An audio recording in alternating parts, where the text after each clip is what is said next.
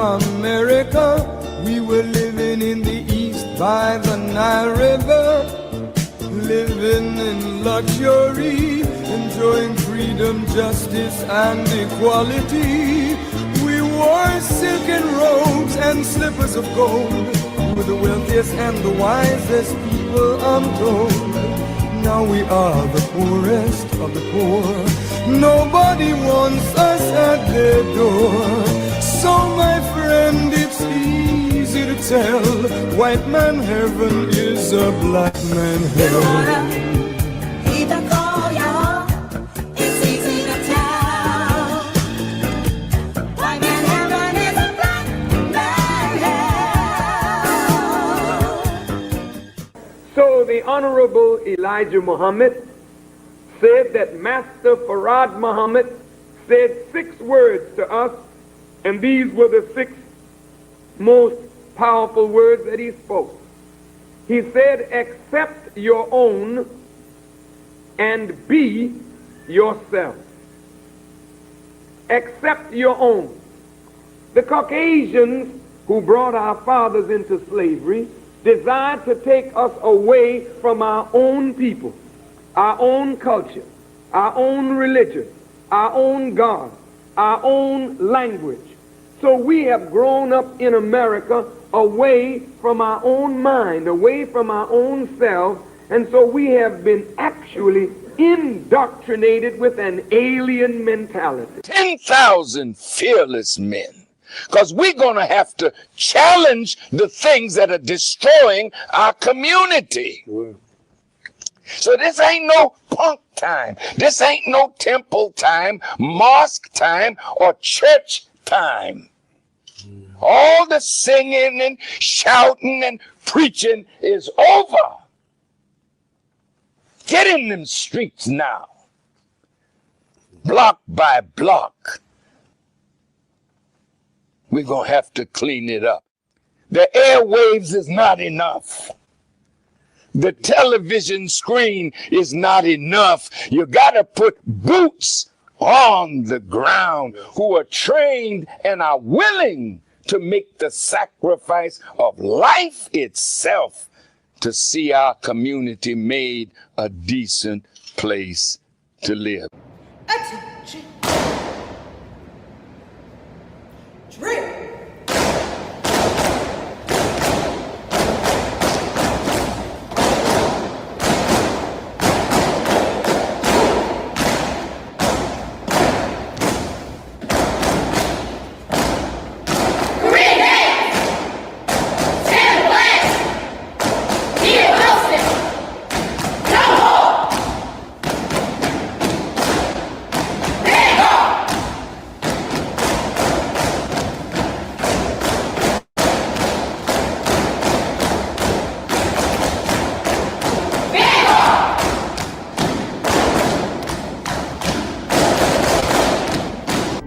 Soldiering is a part of the Nation of Islam, and it readies all of us to obey the commands of God.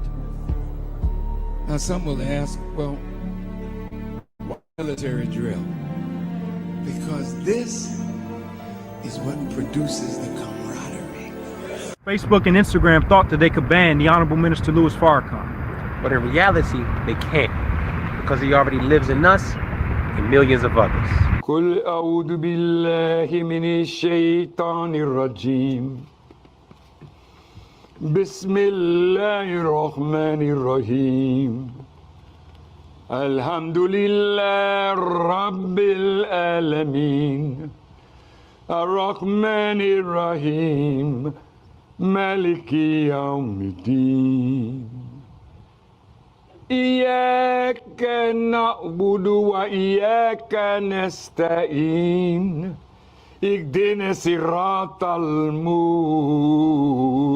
المستقيم صراط الذين أنعمت عليهم غير المغضوب عليهم ولا الضالين آمين. In the name of Allah, Master Fard Muhammad, the one true and living God, to whom praise is due forever. I bear witness that there is no God but Allah, and that the Honorable Elijah Muhammad is his messenger. Peace, family, and welcome back to another wonderful episode of WHID-FM.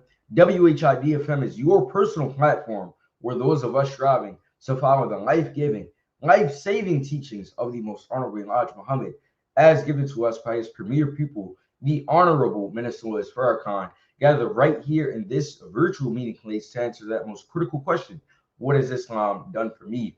It's Sunday, October 5th, 2025, and at this time, we're going to turn it over to our special guest co-host for tonight, our dear sister, hailing all the way from Muhammad Mosque number 2 in Chicago, Illinois. She is a magnificent example of an MGT and an expert on the teachings of how to eat and live by the Honorable Elijah Muhammad.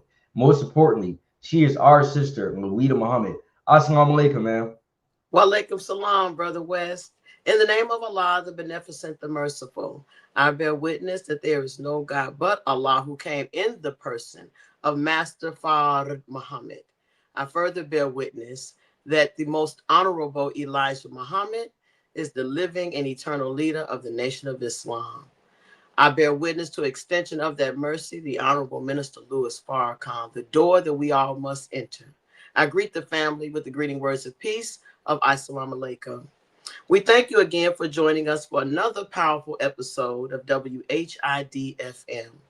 We thank you for tuning in each and every week as we hear stories and testimonies from our various guests about what Islam has done and is continuing to do for them. I'm going to introduce our guest for this evening, who is Brother Jabril, Dr. Brother Jabril Muhammad. He serves as an assistant professor in the Department of Microbiology, Biochemistry, and Immunology at Morehouse School of Medicine. He is also an active member of the Nation of Islam's Ministry of Health and Human Services. Dr. Muhammad's research investigates the mechanisms and risk factors contributing to prostate cancer development, with particular emphasis on vitamin D deficiency.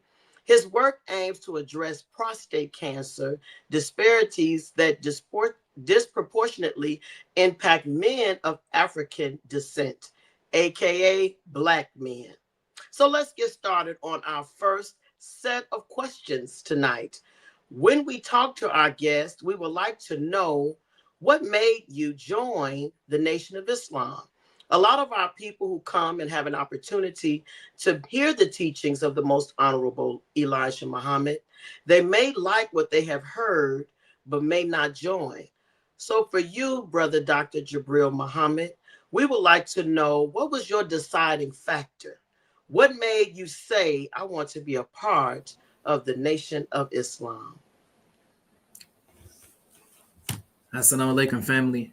In the name of Allah, the Beneficent, the Merciful, all praise is due to Allah, the Lord of the worlds. I bear witness there is no God but Allah, and Muhammad is his messenger. Assalamu alaikum once again. To answer that question, I would say, number one, that I was blessed and fortunate enough to be born and raised in the Nation of Islam since a young one. But what allowed me to fully engage and to make my shahada was the mere fact that during that time, I was a young man or a young boy studying the teachings, studying the lectures as a youth minister, a student youth minister at that time, young. And it was a pivotal moment for me because I needed to make up in my mind that this wasn't something that I was just born in. It was something that I was willing to accept because I believed it. Now, at the time, I studied so many other beliefs, cultural systems, and I had the ability to compare and contrast, having conversations with pastors of different congregations throughout Baltimore City at that time. And what it made clear to me is that no matter what cultural preference, regardless of what religious belief system, that are out there that I had the pleasure to study, there was nothing that matched the teachings of the most honorable Elijah Muhammad, in addition to the mere fact that the discipline within the Nation of Islam was something that I felt to be very pivotal and very important for Black men and women growing up in Baltimore City at that time. So I felt as though it was clear that I may have been exposed to other religious belief systems in addition to studying the Nation of Islam and the teachings. But the reality is that being born in it made it far easier for me to just simply accept what I am, be what I am. And I would say, more importantly, defend what it is that I say that I believe. So that was very important for me, especially at the age that I did it, which was at the age, I believe, at 13. So wow. Yeah. All praises are due to Allah. I read your article in the final call, and I have to say that I'm very full. That was a very, very good article. But before I go into questioning about that article, I want to ask a question regarding how do you, when you're meeting with any of your students, Dr. Jabril, when you're meeting with them, how do you incorporate the teachings into that setting? That's a great question. It's easy to do, actually, in my line of work. And the reason being is because the backdrop of the work that I do really focuses on prevention and prostate cancer disparities, right? And within prostate cancer disparities or disparity research, there's this element of nutrition. There's an element of what can we do as a people, but as individuals, to mitigate the disparities that we observe between our counterparts who are considered to be the majority, which would be European men. So the reality is that not only do we focus on nutrition, but we focus on these risk factors that seem to be plaguing Black men more than the European counterpart, right? And so when it comes to the teachings, sure, we have the foundation, which is How to Eat to Live, both volume 1 and 2, but we also have the teachings that help with the reprogramming of the mind, because these risk factors that we're talking about, it just doesn't focus solely on a good diet or a solid diet. What it focuses on is the ability to be in a stress-free environment. Stressful environments is also a risk factor for prostate cancer development. There are several other risk factors as well: cultural beliefs, social economic status. So this premise of even do for self for self-sustenance and self-preservation, that becomes a step in the right direction of mitigating the disparities that we observe, right? Because the Black man, when it comes to prostate cancer development, all of these risk factors increase our propensity and increase our likelihood of not only developing prostate cancer, but also suffering from an increased mortality rate. All of these risk factors are included, but the teachings is a solid foundation for how we attack this strategically. Yes, sir. I can hear your passion for what you do. And it seems as though what I'm hearing is a passion for getting to the root cause of these issues and not just putting a Band-Aid on the issue. Because if you solve the problem, then the enemy really can't stand. He really can't be as profitable when you are not just putting a Band-Aid on it and you're getting right down to the why. Correct. We are in the condition that we're in. So I do hear your passion.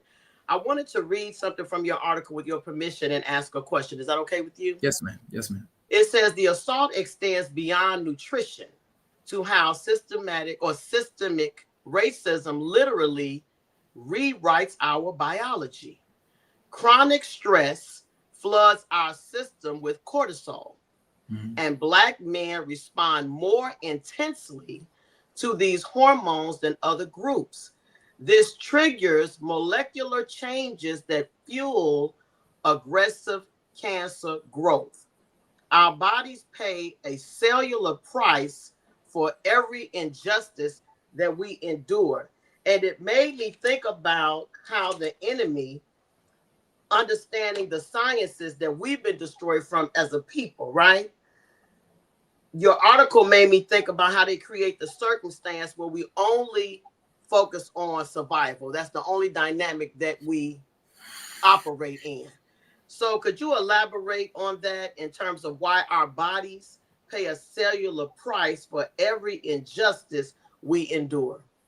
Yes, yes. You know, it's interesting because when we talk about disease or dis-ease, we tend to only talk about the manifestation of it. And not a lot of us focus on how it was manifested in the beginning. And so the reality is that when we talk about the disparities, and some might argue that there are no disparities, but the numbers prove differently, right? And so whether we're talking about how often prostate cancer is diagnosed in African American men or Black men, even the mortality rate that seems to be increasingly 2-fold higher than that of our European counterpart. The reality is that there's an underlying mechanism that is there. There's an underlying mechanism that is present.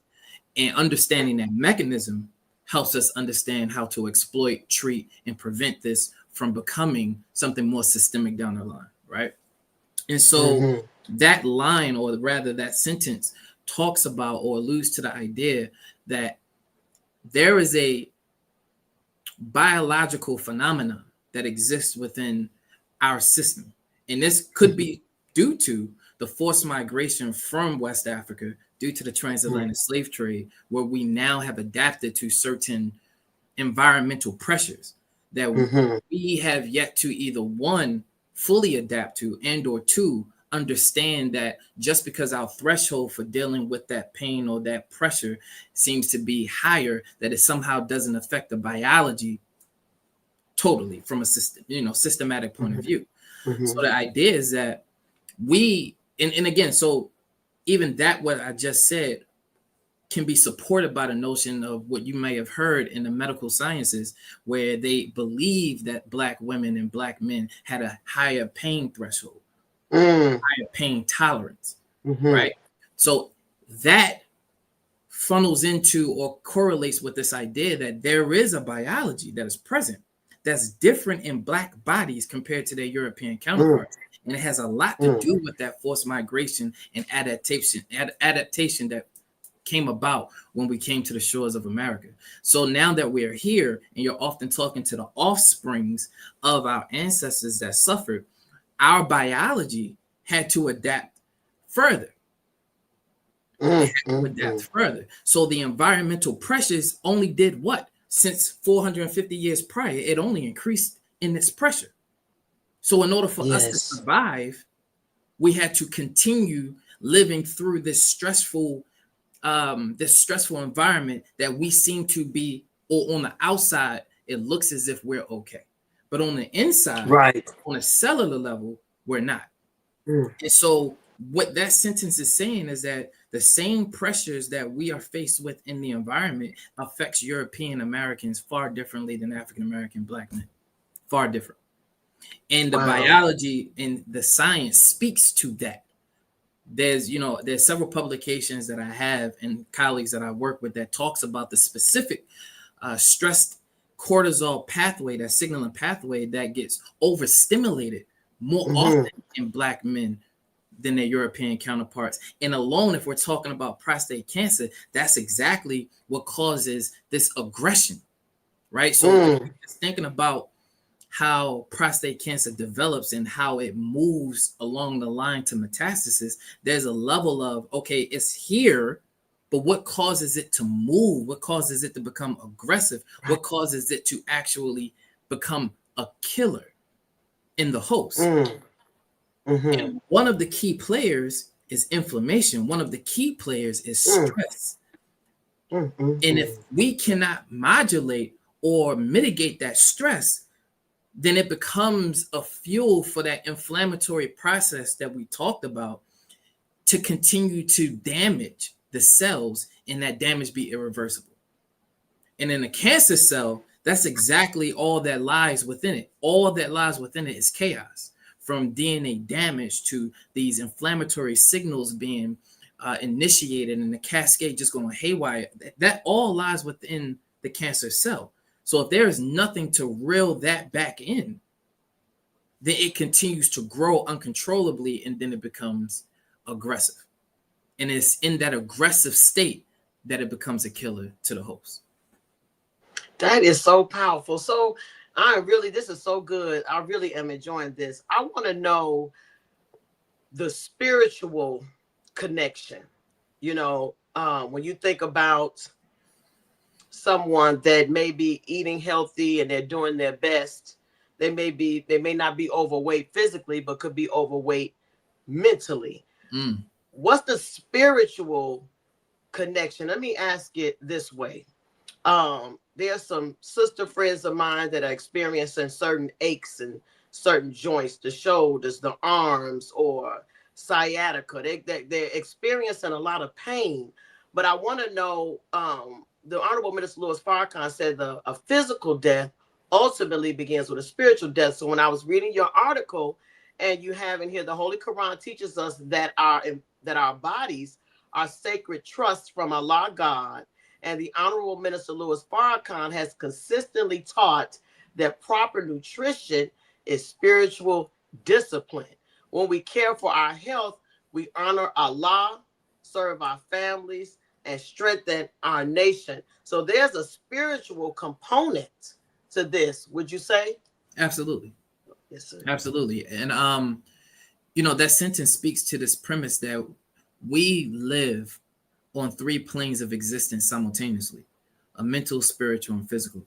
And so yes, sir, the idea is that a lot of us believe that if I focus on the nutritional aspect of health, that my body will follow suit and it will reflect that. To a degree, there's an element of truth there, but it's not solely the truth. It is not the only truth that exists in that realm, right? What has to be thought about is the premise of faith, belief, and discipline, that glue, right? That discipline. Because we know of a lot of circumstances where one may have gone to the hospital and a doctor may look at an individual in, let's say, a near terminal state and say, you have umpteen hours to live. Please get your affairs in order.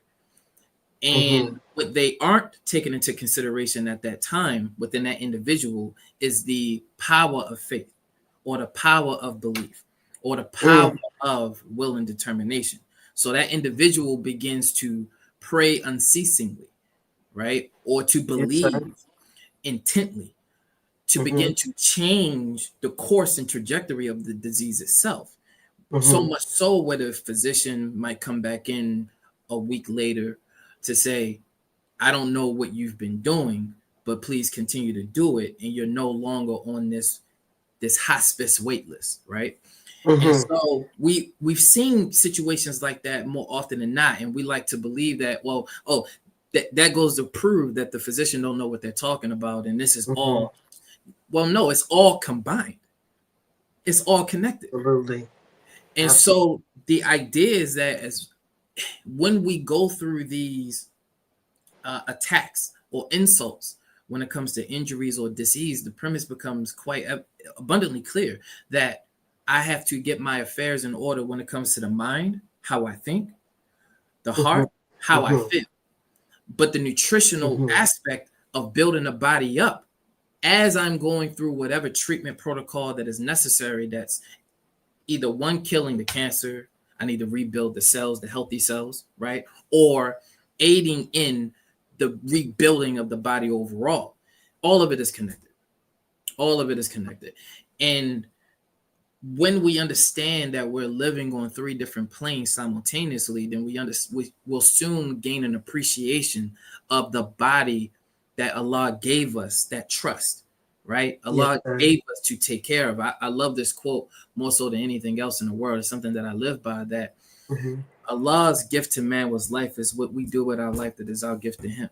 And so with this being the case, we have to be very intentional about what is it that we study, what we put in our minds, what we put in our hearts, and what we put in our bodies, because all of it amounts to health, either the lack thereof or the abundance of. Yes, sir. All praises are due to Allah. You know, when you were talking, it made me think about the scripture, let this mind be in you, right? We had to have a new mind because the one we have is not working on our behalf, because we may be eating the wrong physical food and we may be taking in the wrong mental food as well as the wrong spiritual food. You also prompted a thought, Dr. Jabril, that made me think about us as Muslims, where we're taught that a Muslim is one who is made secure. And when I look at the word made, it is made is the past tense and past participle of the verb make, meaning to create from materials. As an adjective, made describes something as being built or fashioned in a certain way. Would you say that our minds need to be made new, that we may be made secure and fashioned in the proper way so we could have better mental health that will ultimately give us better physical health? Because I know you talk about the men and the prostate cancer.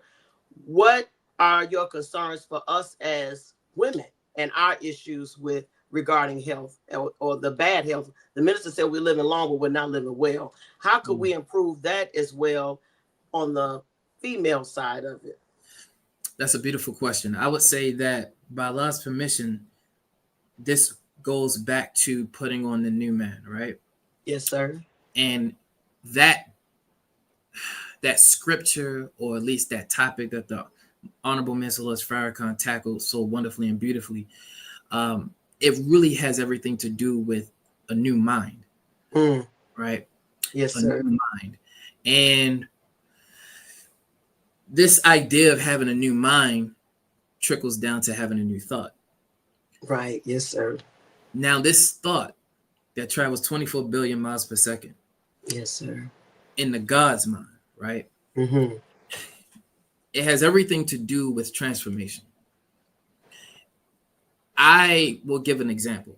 Yes, sir. Where I believe we should go versus where we are presently, and how thought is the fundamental approach to what needs to be changed, right? Yes, sir. So this idea of going to the hospital to get your annual checkup. Now, yes, sir. When it comes to just Black men and women overall, there is a deep sense of distrust, and I talked about it in the article. Yes, you did. The medical system overall, the Western medical system overall, and for good purpose and for good reason, that distrust is there, quite prevalent in almost every single community, every inner city that you go into. In addition to that, there's this notion of there's an ache, there's a pain, it will go away. I don't need to worry about it until it becomes bothersome and worrisome, so much so to the point where there is nothing you can do because it's debilitating at that point. Yes, sir. Okay. Those two issues that we have has to be dealt with. Those are internal battles that we have to overcome because our health is at stake. Yes, sir. This isn't just a discussion amongst an individual. This is a discussion that's prevalent amongst the community overall. Yes, sir. What's become even more hurtful to us is the mere fact that we don't even share our medical history with each other. That's problematic. So this thought that we talk about, that in a healthy mind, the God's mind, traveling 24 billion miles per second, the reality is that thought creates change. That transformation creates that new mind, a new being. We have to overcome those significant barriers because that is what's causing us to become more susceptible to the ailments that are preventable at best. So to further this example would be when we talk about prostate cancer in general. Now, yes, sir. When caught early, when diagnosed early, we're talking about a curable rate of greater than 95% to 99%. What does that mean, or what do I mean? I'm talking about if caught in stage 1, right? So that means when the tumor is encapsulated in this space, right? Hasn't moved, haven't metastasized, and it's in the early phases of it growing. Okay. Caught early, it has been documented and shown that it's 95% to 99% curable. Wow. But the reason that our numbers when it comes to the black man is so skewed is because we are often diagnosed later. We're diagnosed. Now, Oh, I'm sorry. Go ahead. Right. So in us being diagnosed later, the numbers look skewed as far as black men who are often dying early, 2 times the rate of European American men. Well, part of it is due to the fact that they go to the doctors. We go to the doctors at such a late stage when one is either not much that we can do or could be due at that point, and or the second, the pain is unbearable, and now you have to go forward with some of these unconventional protocols, new clinical trials that puts you even further at risk, because at this point, it's nothing much more that we can do but increase your quality of life, right? So this idea of annual treatment, or I'm sorry, annual protocols where you get checked, right? That's a new thought that needs to be in the mind of our people, not only for the men, but also for the women. Because our black sisters are no different when it comes to breast cancer. It's the same reflective numbers, how they are dying 2 times the rate of their European counterparts. Now, it is also true that the biology, when it comes to us, as I talked about previously, when it comes to stress, yes, that is more prevalent for us, and we are often affected by that. However, if we just simply get screened earlier, we wouldn't have to deal with some of these things down the line that becomes much more difficult to deal with, right? Yes, sir. And so that's, hopefully I was able to address most of what it is that you say. If I missed anything. Oh, yeah. Oh, yes. This is so good. I'm hoping that Brother West gets a turn. Okay, I'm going to ask one more question. Yes, ma'am. Brother West, I'm coming. What guidance or advice would you give black men and women, black men in particular, on really how to handle the stress? Because the enemy, we're responsible for discovering our purpose and why we're here. We're responsible for that, right?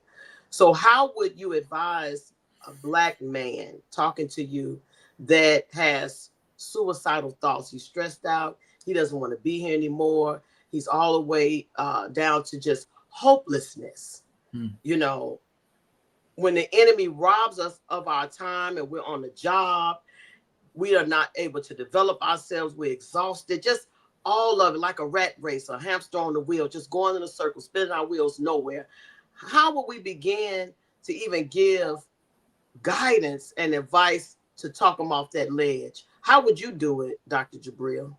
Number one, the first thing that I would say is that we have to understand the nature of the black man, and that in America, we have been created in such a way, or rather fashioned in such a way, where the soldier mentality has us isolated.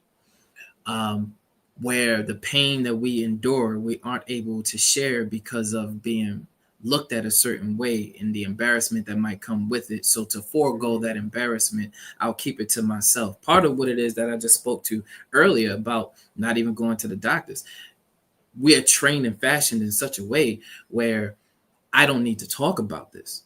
This ache, this pain will go away on its own. These thoughts will go away on its own, or I will do what needs to be done on my own.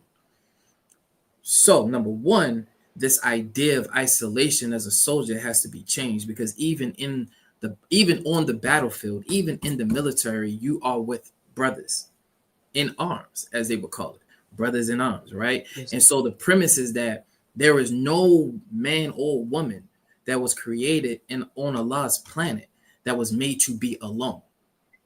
So that mentality of being alone is actually counter that of our existence. We are social creatures.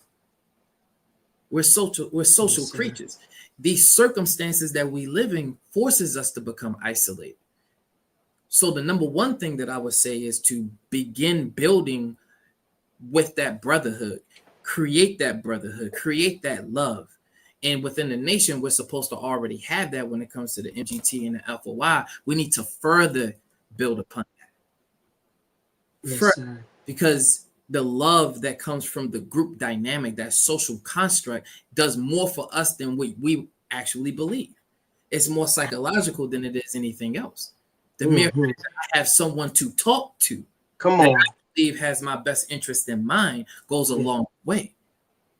In this world, in this society, just the United States overall, it has become quite evident that we do not trust each other, let alone ourselves.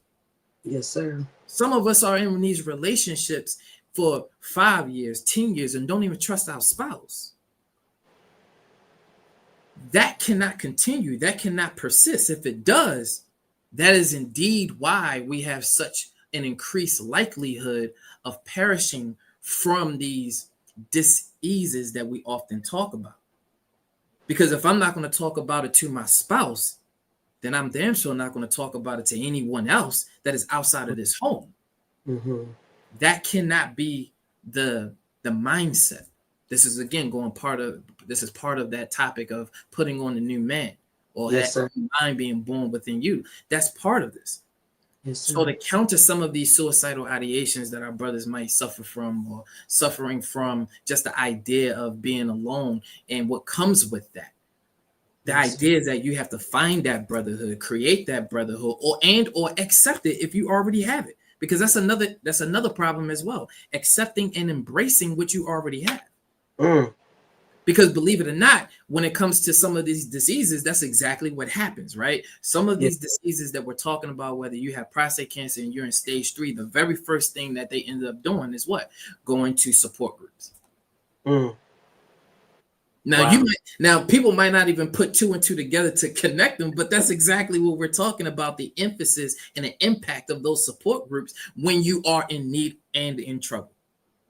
It just so happens that you do it when you are in physical need. Well, what happens when you are in spiritual need? Do you do the same thing? Wow. And some of these things that we're talking about are part of the prevention.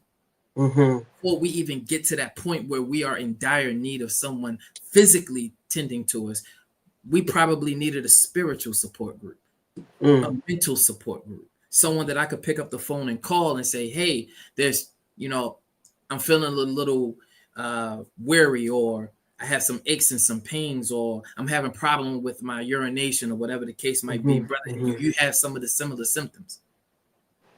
Not having anyone to talk to, and then compounding that with this distrust that we have for the medical science, it becomes a problem that we deal with. That is so powerful.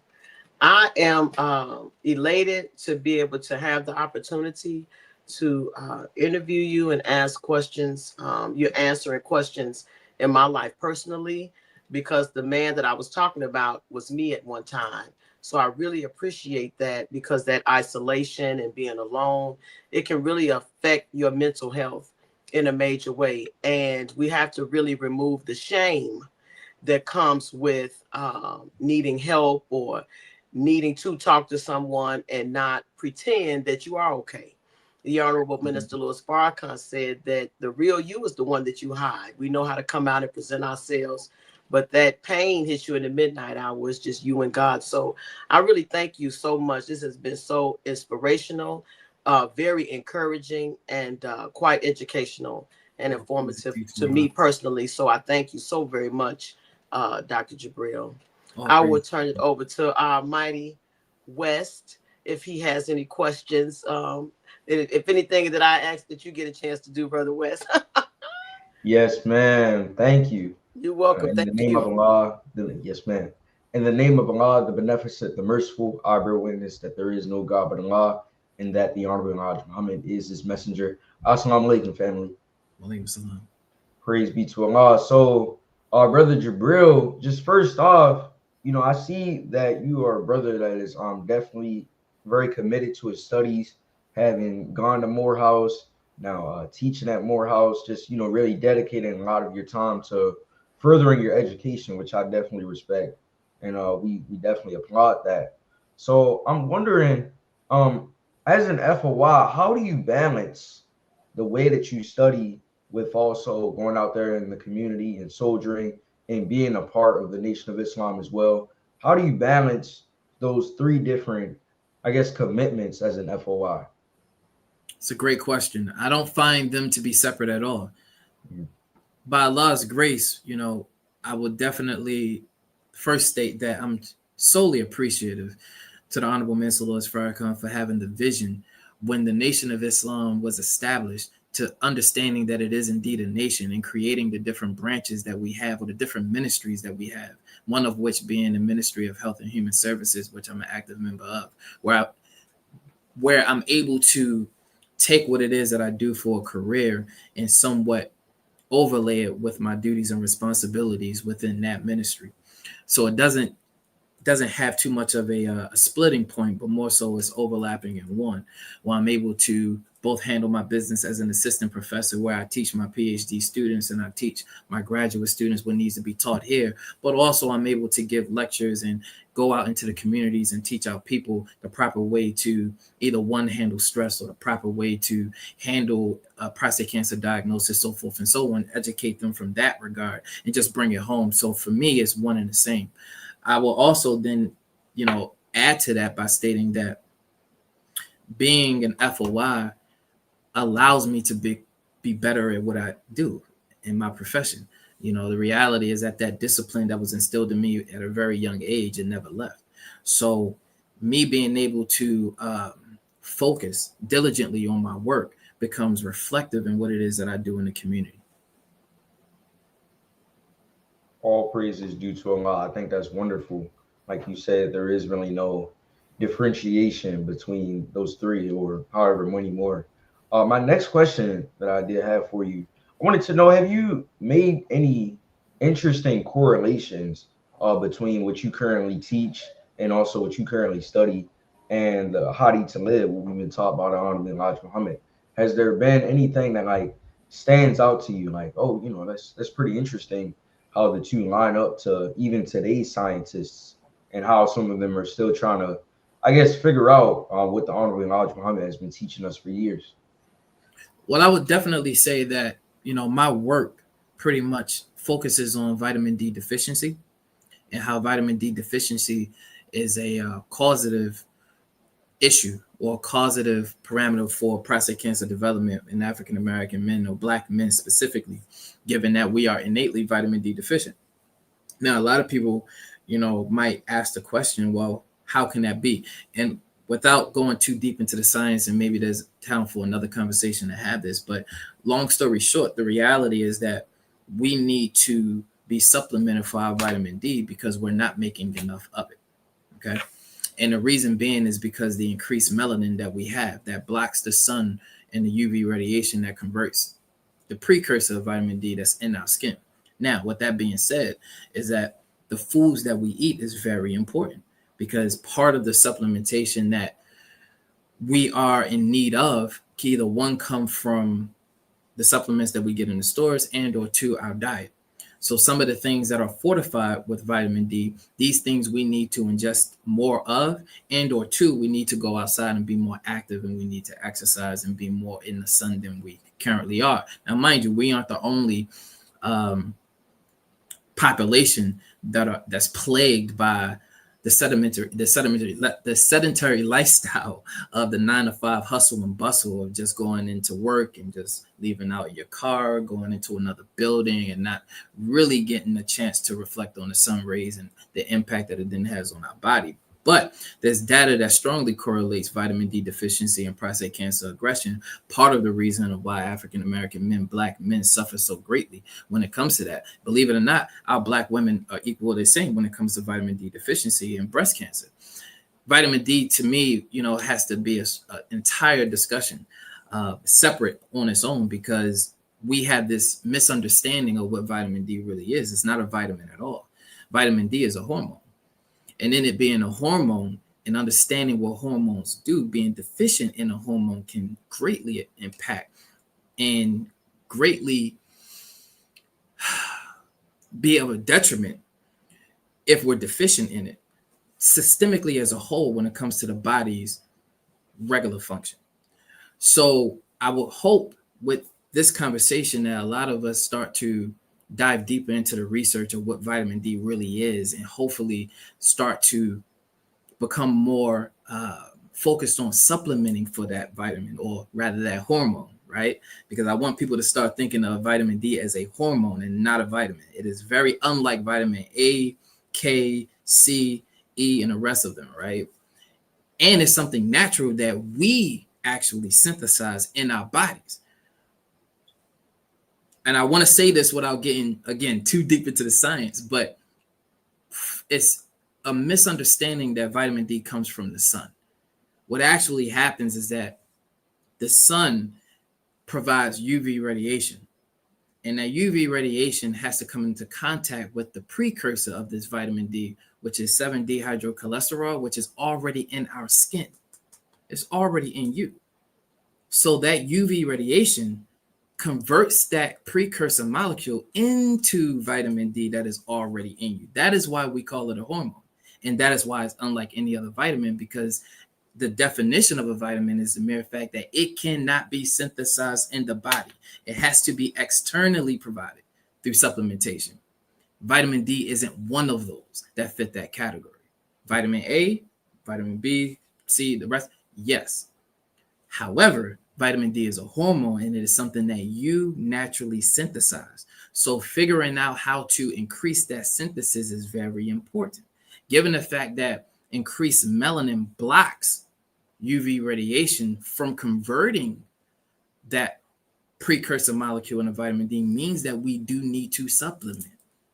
We do need to supplement.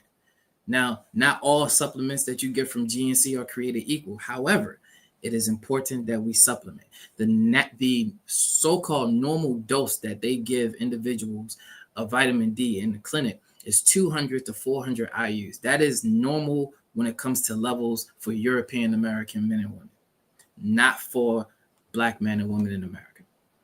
We need as high as 2,000 IUs. 2,000 per day, 2,000 IUs. And you can even go up to 4,000 IUs. And we're talking about therapeutic doses for a population that is already severely deficient in vitamin D. And when you start diving into the research as far as what vitamin D actually impacts, we're talking far beyond the scales of just bone density and bone health. We're talking about the gut and brain axes. We're talking about the gut microbiome. We're talking about regulation of cell proliferation, as far as how even a cancer cell can reel itself back in because of the presence of vitamin D. It's a deep science.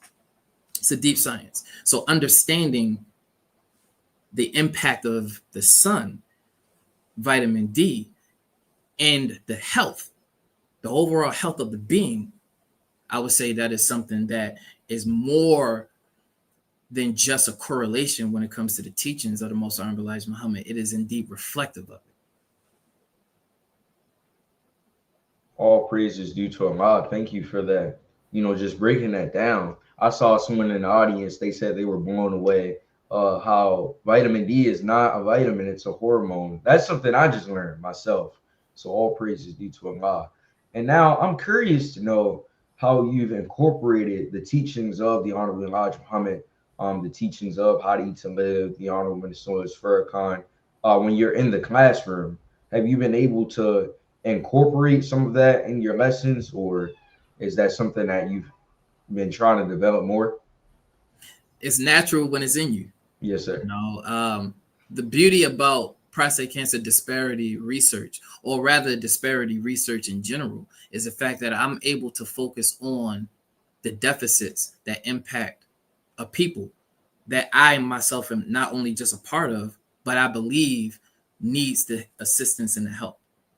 So when it comes to the teachings and when it comes to everything the Most Honorable Elijah Muhammad taught and brought to us, that's exactly what he did. That's exactly the overall medicine that he's given to us. It's for a people that is in need, not just on a health, physical level, mental and spiritual as well. So my profession or my career is solely driven to address the disparities that negatively impacts the Black man and woman in America. I am no different than the teachings that was given to us, one and the same. I'm blessed to be in a position where I'm able to investigate what I want to investigate and answer those questions that impact the people that have been, cast aside and marginalized. But the reality is that there's no difference between what it is that I do in the classroom and what was done for us since the Nation of Islam was established. So one thing I will definitely say is that I don't have to put a name on what it is that I talk to the students about. They know it when they feel it. And when they come back and ask questions as far as where did this come from or how can I further learn more about it, then that's a conversation that can also be had. But once that knowledge is dropped, once the seed is planted, it grows.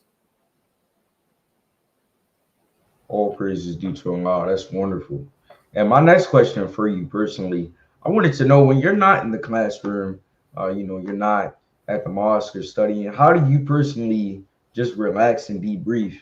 I did a little bit of research. I saw that you were dabbling in the music a little bit. Is that something you still do? I wish I had time for that. No, one of the main things that I use to decompress is I love nature. I love nature. I go on nature walks all of the time. Anywhere that I have lived, I found a park, my park, that I could say is my keepsake, where I like to just breathe in, exhale, and just study nature as it's a part of me and me being a part of it. I try my best to never get so consumed in work where I forget that my personal health is important as well. And my mental health is connected to nature. So I love just being within nature and just finding those parks. When I lived in California for the 3 years that I lived there before coming to Georgia, I lived behind a canyon. Eaton Canyon is what it was called. And anytime that I felt overwhelmed, I would just go on a hike, whether up the mountain or down the mountain.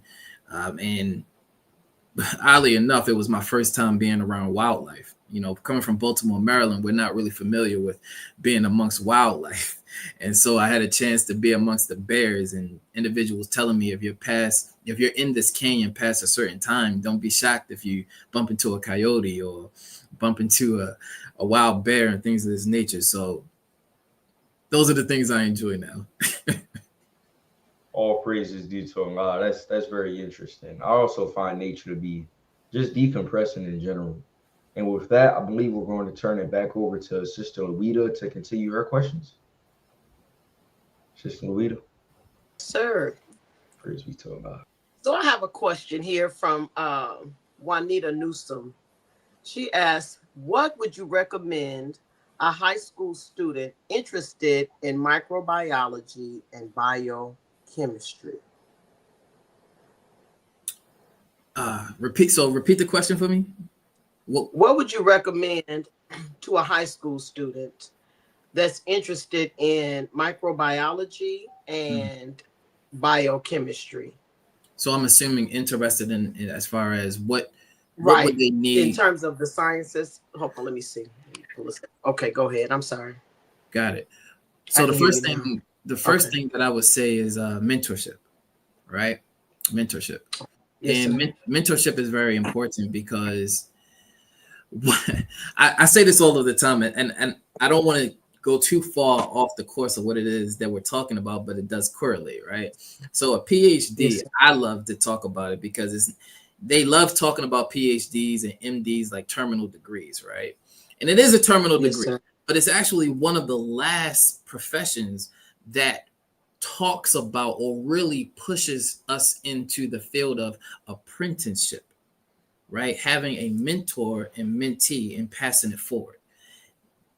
This is one of the last frontiers of such a profession where you are molded and fashioned by someone who is or has been senior in that field that allows you to grow within that wisdom so that you can become senior, and then you have someone underneath of you to pass it along to. That's what a PhD, and that's why we say doctor of philosophy, right?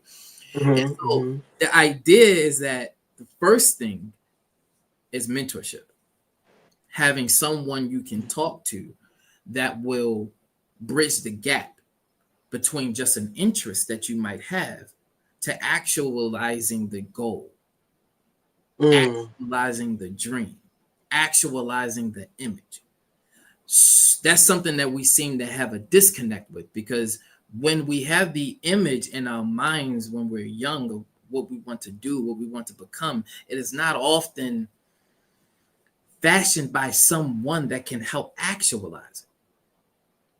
So what happens is that the images and the desires and the feelings that we might have around a certain goal, it dies after a while because we don't have someone to nurture, someone to nourish, someone to show us how to actually become, because they have actually done it.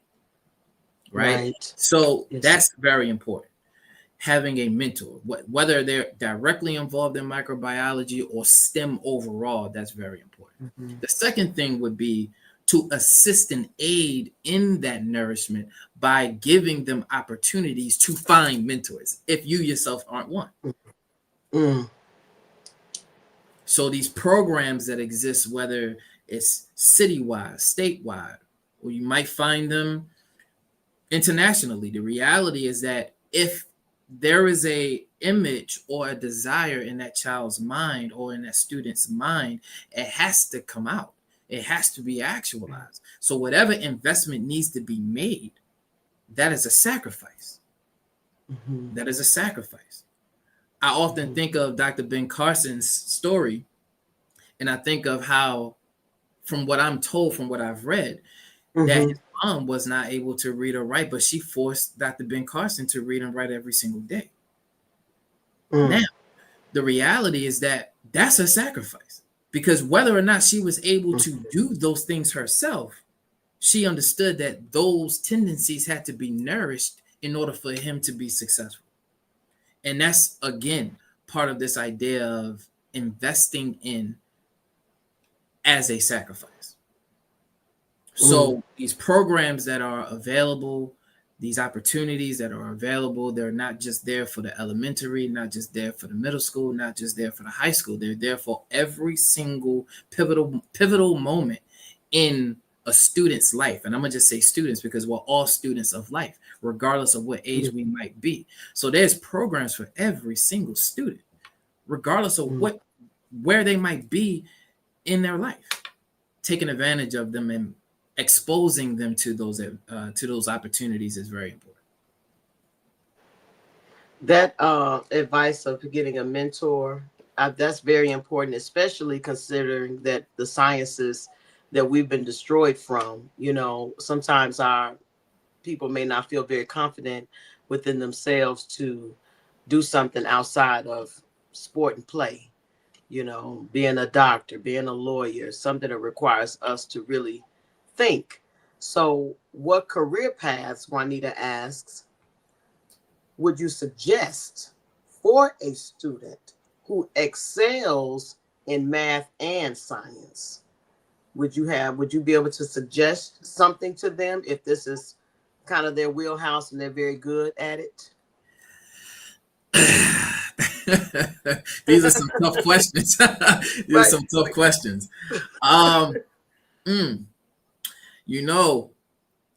When I think of these type of questions, I often think about the Honorable Minister Louis Farrakhan's mandate in ensuring that we pick career options that are beneficial to the nation, beneficial to our nation. And, to excel in math and to excel in microbiology and these sciences, I mean, the world is your oyster as far as what it is that you can become quite successful in. I guess the question that I would have for the individual is, what is it that we're seeking? Are we seeking monetary gain, or are we seeking impactful an impact for the nation overall? What is it that we're actually seeking? Now, I know the immediate answer to that would be impact, but let's be quite honest with oneself. that's a conversation that's often had on why people choose certain professions over another based on the monetary gain and the like thereof. Part of the reason why I became a scientist, I became a scientist because it is true that MDs make a lot of money. However, the impact that I would be able to make being the investigator, right? The investigator of these cellular signals, or what might be a biomarker that we could exploit for the sake of enhancing a cure or enhancing a protocol. That's something that PhDs and researchers do. That's what the scientists do. The MDs are the ones that follow suit and execute the protocol, but who makes the protocol? So when we speak on the MDs who make a lot of money and their impact, because they are impactful depending on what specialty they might be involved in. The reality is that the PhDs who are often not mentioned make the most impact because it's the literature that the MDs are often perusing to enhance the protocols that they are using in the clinic, right? So I don't want to be biased, and Lord knows I don't want to give someone, advice based on my profession. But I often believe that depending on the level of impact that you want to make, I feel as though PhDs or being researchers is probably the better trajectory. Although an MD PhD is also quite the goal as well. I mean, you don't have to forego or to forsake research just because you want to be an MD. You can go to PhD and MD route. There's a viable option, especially if this individual is as exceptional as, stated. The reality is that is a very viable option. And so one can do both. Yes, sir. Thank you so much, Brother Dr. Jabril Muhammad. I'm very grateful to have had this opportunity. It was very, very insightful. May Allah continue to bless you. Assalamu alaikum. Walaikum salam. I will be turning it back over to Brother West. Brother West?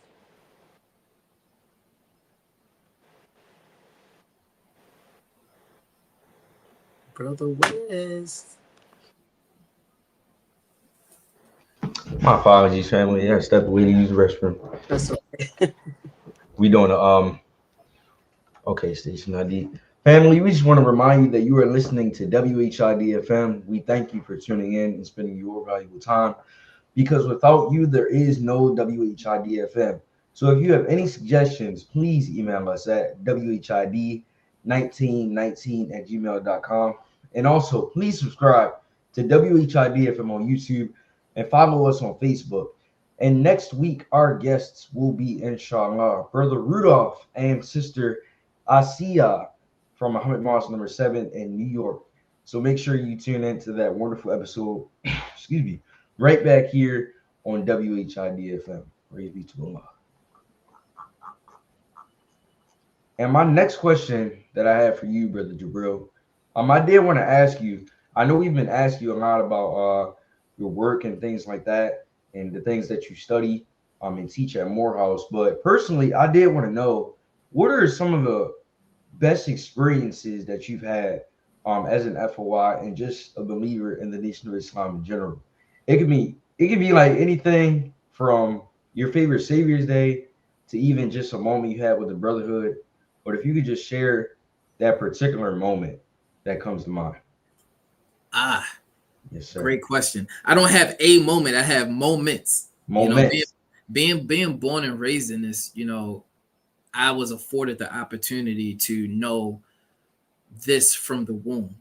And the moments that I could speak of, they span from, Brother Lau and Brother Al Muhammad, who were very pivotal and very important in my growth and development and manhood training that I've received at the School of Original Thought in Baltimore, Maryland. And then other moments where I could speak to aunts and uncles who might have babysitted and watched me because my mom was working 3 jobs at the time and, needed someone to cover down. So me eating with, those at that time would be sisters and brothers, aunts and uncles, and me being a part of other families. I mean, there are so many moments, but the reality is that, you know, I was afforded a lot of beautiful moments, and they continue to this very day, because those individuals that I speak about, whether or not they are still in Baltimore, Maryland, or they have gone, you know, to different cities and states such as Florida, Atlanta, Georgia, things of this nature, they still reach out to me. They still ask, how's my family, how's my mother, and things of this nature. So it's just many, many, many moments for me, you know, that I was just blessed and afforded to, because I was born and raised in this. And so I'm honored every single day to call myself not only just an Alpha Y, but just a believer in the Nation of Islam, because of the family structure, you know. And so I actually thank you for that question. Yes, sir. Praise be to Allah. Thank you for even, you know, giving us those experiences as well. I like how you say you had moments. It's definitely different when you've been born, raised, and then it's something that you decide to continue on your own. Yeah. So next, I did want to know, what would you say to the average young man in 2025 as regards to the Nation of Islam? So I know that we have a lot of different youth out there today that, you know, maybe doing whatever they, you know, just doing their everyday lives, but how do you just enlighten them on the grass that's green on the other side right here in the Nation of Islam? As we were taught, when all else fails, Islam prevails, you know. And so there's really, I'll put it this way, there's not much for me to add to the mere fact that when enough is enough, they will come. I can always mention and speak to, encourage that the need of discipline is something that not only our Black brothers and sisters need, but overall the community needs overall as a survival tactic, a survival tool, discipline. And there is no other entity that exists that instills discipline like the Nation of Islam. Sure, I can say that. But the reality is that every single time they see a beloved brother on that corner with a paper, with a final call, they see and know when that time comes, when enough is enough for them, where they need to reach out to talk to someone. And I hear a lot of that often. I hear it more for the individuals, whether young or old, when enough is enough, when they've seen enough death, when they've seen enough famine, when they've seen enough of just poor decisions leading to the detriment of one's overall life and the overall future. They seek the alternative, which is Islam. There is nothing else but us. We are that when everything else fails. And I love the mere fact that when we were established, that is indeed the lifeline. It's more than just a lifeline. It's the blood of our people. We are that. We are indeed a reflection of what it is that they know they need, and they could come to whenever they're ready. We just have to be there to accept them when they're ready to jump on board. So it's less of me trying to figure out what I should say to them to encourage them to come, and more so me just being a constant reminder of, I'm here when you're ready. Now, I'm also here to intervene when things go too awry or too far, so that you know that there's always a lifeline when you need it.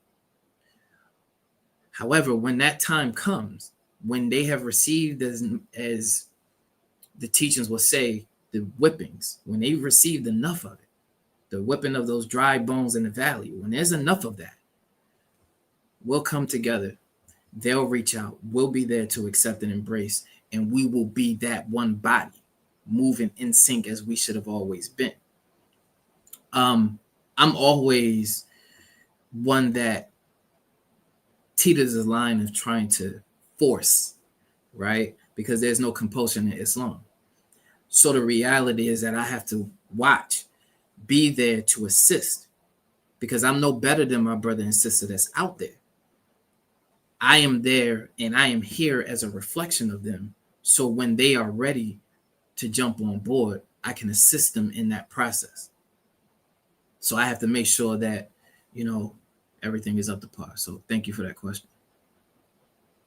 Yes, sir. Absolutely. And I think that's a wonderful perspective that, like you said, when all else fails, I think that people do realize there is only one way to turn their lives around and clean themselves up.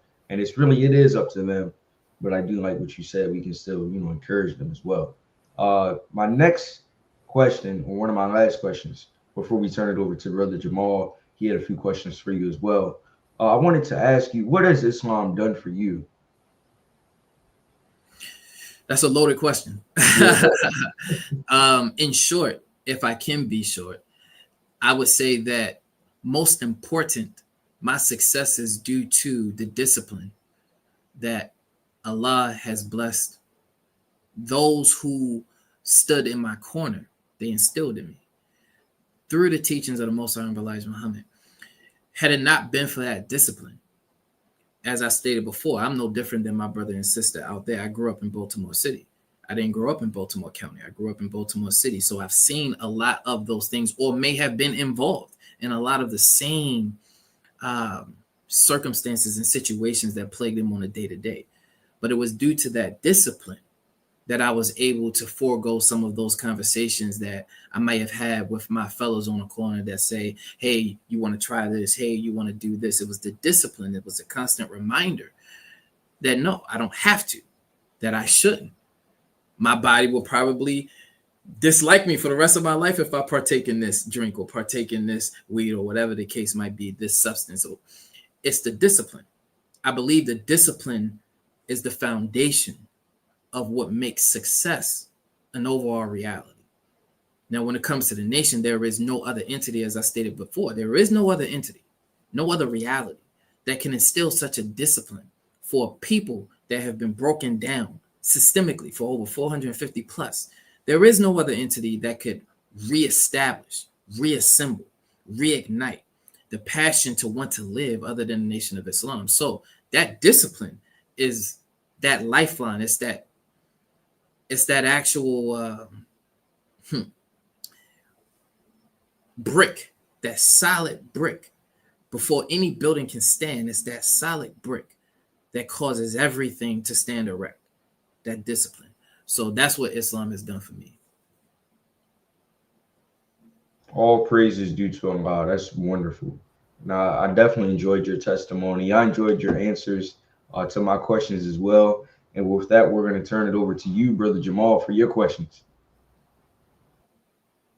Yes, sir. In the name of Allah, the Beneficent, the Merciful, I bear witness there is no God but Allah. Muhammad is his messenger. Assalamu alaikum. Wa alaikum salam.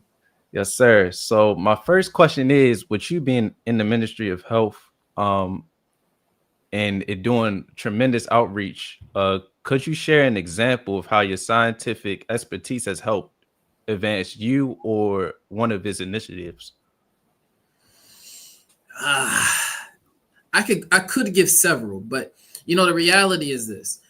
There are individuals right now, so I'll tell you that one success and achievement would be the publishing in the Final Call, which was my first time publishing a commentary in the Final Call. Now, I've published my scientific literature and scientific findings in national and internationally accepted and read scientific journals already. But one of my greatest achievements was to publish in the Final Call, because it allowed me to do something that I was not able to do prior, which is to speak to the multitude that actually need it.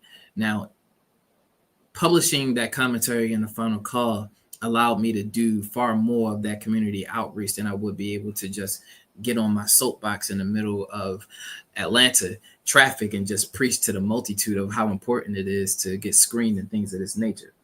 But I would say that, everything that I've done by Allah's permission has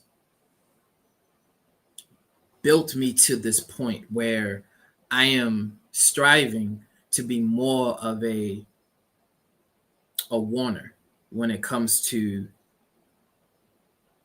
overall health. I don't want to say prostate cancer, although prostate cancer is what I specifically study, but just overall health.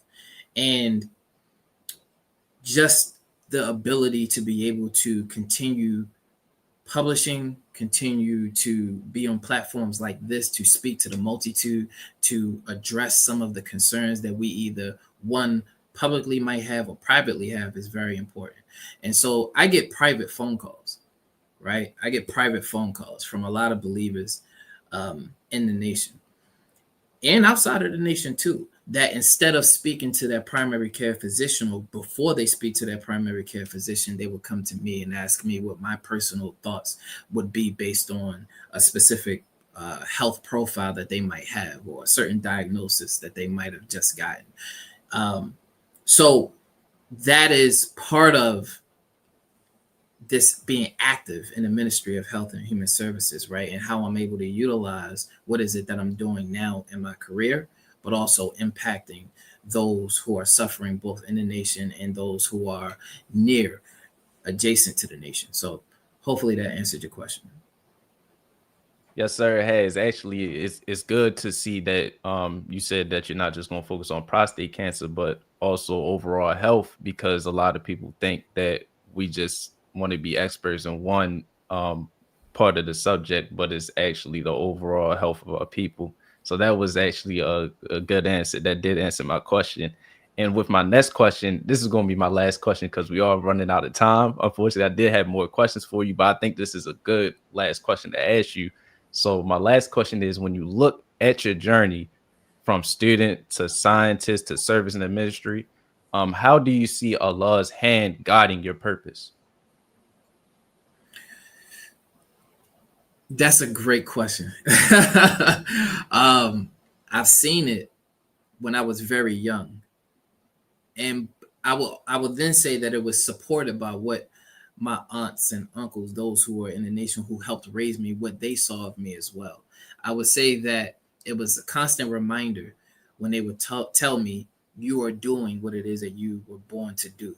Or when they say things that I might have forgotten, because again, I was born and raised in the nation. Some of these individuals were aunts and uncles of mine that knew me when I was very young. So some of these things that I might have talked about back then, I probably forgot.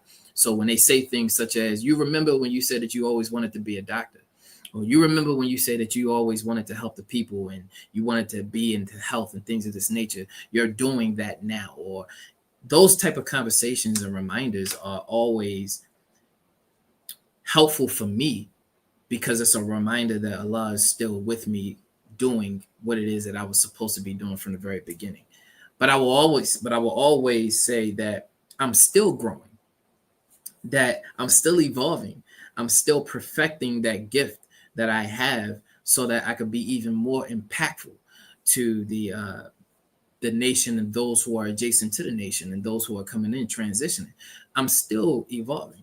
And so with that being said, I can not only see it, Allah's hand since I was young, but I could always hear it through those who are near and dear to me in my circle, who's reminding me, this is what you were supposed to do. And their words are encouraging because they are assisting me in staying on track so that I don't deviate. As they say, grow a child up in the way so he or she does not depart from it when they're old. Yes, sir. That was very beautiful, and that was a good way to put how you knew your purpose since you wasn't even a child, and Allah always had your hand in what you wanted to do, and how you're still evolving through your purpose and becoming better and perfect at your craft. So as I want to thank you for coming on the show. I want to thank you for your answers and and answering our questions we had, as you really informed us on WHID-FM. And I want to now bring Sister Latifa as she will do announcements. And I want y'all to give a virtual round of applause to Dr. Jabril Muhammad as we thank you for being on WHID. So Sister Latifa. Assalamu alaikum. Salam. Praise be to Allah. Here are our announcements for tonight. If you have enjoyed what you heard tonight, this is your personal invitation to study with the Nation of Islam and learn more about the teachings of the Most Honorable Elijah Muhammad, as taught by the Honorable Minister Louis Farrakhan. And to locate a mosque or study group in your area, You can go to www.noi.org, go study. And if you've enjoyed what you've heard tonight also, and you're ready to join the Nation of Islam and want to help the Honorable Minister Louis Farrakhan in the work of raising our people, you can go to www.noi.org, join. And maybe you might have a question about the Nation of Islam and want to speak to someone. You can call 1-773-324-6000. Again, that's 1-773-324-6000. And if you'd like to get away from negative music, bad news that we're hearing, and talk that's coming over the airwaves, then the new Final Call Radio is for you. You can hear uplifting lectures of truth and guidance, along with music from the Honorable Minister Louis Farrakhan, 24 hours a day, 365 days a year. Tune in to the new Final Call Radio. You can download the app or visit finalcall.com. Hit the live listen button and give yourself a treat. Again, listen to the new Final Call Radio today. For your reading, we have the award-winning Final Call newspaper, published by the Honorable Minister Louis Farrakhan. You can read all the current news and truth, a variety of topics, national and international. You can purchase papers weekly from the Nation of Islam brothers on the streets in your neighborhood, or you can subscribe to the Final Call digital edition and have the paper delivered to all of your digital devices. So hurry and get your Final Call newspaper subscription today. And don't forget our brothers and sisters who are incarcerated. You can order the Final Call for them too. Your host of WHID-FM, Brother Donald Muhammad, has written an inspirational and educational book titled, I Never Knew I Am All That. You can go to Amazon.com and purchase this book for a low price and support independent education at the same time. It makes a wonderful gift for young readers getting ready for school. It is also able to be ordered your copy from Amazon. I Never Knew That I Am All That by Brother Donald Muhammad and illustrated by Sister Amina Lay. If you're in the Richmond, Virginia area and you would like to hear the life-giving teachers in person, join Student Minister Tracy Muhammad and the Believers of Muhammad Mosque number 24 at Hobson Lodge, 801 Prince Hall Drive, Richmond, Virginia on Sundays at 11 o'clock a.m. That's Muhammad Mosque number 24 in Richmond, Virginia, 11 o'clock a.m. on Sundays at the Hobson Lodge, 801 Prince Hall Drive, Richmond, Virginia, or you can visit noirichmond.org for more information. And if you're in the Baltimore area, please be the guests of student Imam Salam Muhammad and the Believers of Muhammad Mosque number 6 to hear the life-saving messages for the renewing of your mind. Join them at 2801 North Dukeland Street in Baltimore, Maryland, Sundays at 11 o'clock a.m. Again, that is 2801 North Dukeland Street, Baltimore, Maryland, Muhammad Mosque number 6 on Sundays at 11 o'clock a.m. And for all of humanity, wherever you are this coming October the 16th, it marks the 30th anniversary of the historical Million Man March, when the Honorable Minister Louis Farrakhan called for 1 million and 2 million came.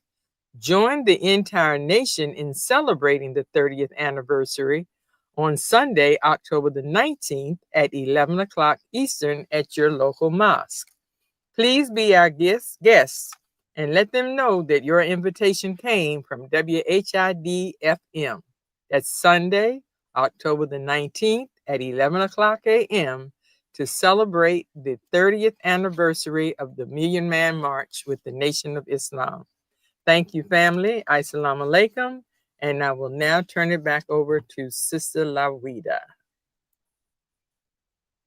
Assalamu alaikum. In the name of Allah, the Beneficent, the Merciful. This particular segment that we're going to do is the Eat Well, Be Well segment. I wanted to just take a moment to thank everyone for tuning in to another wonderful episode of WHID-FM. We are always thrilled to bring you this segment, Eat Well, Be Well, because our efforts are that we bless one another and enrich your life tremendously with the teachings of the Most Honorable Elijah Muhammad through the reading of How to Eat to Live. I will be reading from Book 1, pages 26 through 28. And no, I will not be reading the entire page. I'm just going to read some of the most important points here for us to reflect on this evening. Many are advertising what to eat and what medicines to take to make you eat or stop you from eating. Many books are written and sold on good and bad foods, as well as on reducing the weight and on how to increase the weight, introducing the many chemicals used to bring about the desired results. We cannot live a long time if we laden our bodies with fats to burden our hearts and pumping blood through all of this fat. It shortens the time of our heartbeat, and the fat person is, in many instances, more likely to attract disease and sickness. Why are we healthier and our lives prolonged by eating as God has taught us in the person of Master Fard Muhammad, to whom praises I do forever? It is because of the 1 meal a day or fasting. Eating once a day and fasting gives the body time to rest from the previous meal and to absorb it properly and distribute it where the body is calling for it. Rest given to the digestive system of our bodies is the thing that prolongs our lives. It made me think about Matthew 7:13 through 14, because when the Most Honorable Elijah Muhammad talked about being overweight and the fat person is the one that may be easily sick or full of disease, I thought about this scripture because Brother Dr.Jabril Muhammad just mentioned about discipline. And the Honorable Minister Louis Farrakhan said, where there is no discipline, there is no God. Matthew 7:13 narrowed the road that leads to life. This passage contrasts the paths of life and destruction, emphasizing the way to life is challenging and less traveled. The narrow gate symbolizes a path of genuine faith and commitment, while the wide gate represents a more comfortable but ultimately destructive way of living. I humbly pray to Almighty God, Allah, who came in the person of Master Fard Muhammad, that what we read and what was shared tonight on WHID-FM is quite beneficial, inspirational, and brings about a positive change in our lives. In closing, we are thrilled to announce the continuation of our 9-part series dealing exclusively with the 9 systems and its profound connection to food, both physically and spiritually. We look forward to part 2 of the endocrine system on Sunday, October the 26th, here on WHID-FM. We hope to empower and inspire all of us to eat well, be well, and live well. Thank you so much for joining us. Until next time, stay blessed, stay healthy, and keep tuning in to WHID-FM. Brother West, back to you. Yes, ma'am. Thank you. Just continuing that love, that energy. We thank you all for continuing to tune into WHID-FM. We love that you all continue your support. You tune in every Sunday. We definitely thank you. Definitely make sure to invite somebody else that may be interested. And let's just continue to express the love, the greatness, the blessings that we've been given from Islam. So with that, we're going to go ahead and close in prayer. Let's enter in prayer. Bismillahir Rahmanir Rahim. Alhamdulillah Rabbil Alameen. Ar-Rahman Ar-Rahim. Maliki Yawmiddin. Iyyaka na'budu wa iyyaka nasta'in. Ihdinas siratal mustaqim. Siratal ladzina an'amta 'alaihim ghayril maghdubi 'alaihim waladdallin. Ameen. Assalamu alaikum, family. This house is dedicated to knowledge and to the spreading of knowledge. Elijah Muhammad inspired new thought, new mind, new way of civilization among black people. But he wanted a house from which a light could be lifted up to give guidance to all who would be guided as this world begins to close down. This National Center for the re-education and retraining of the black man and woman, but for the totality of the human family of our planet. I named this mosque after the only woman that the Quran names a chapter after, the mother of Jesus, Maryam. All human beings need to be re-educated. That is the purpose of the National Center.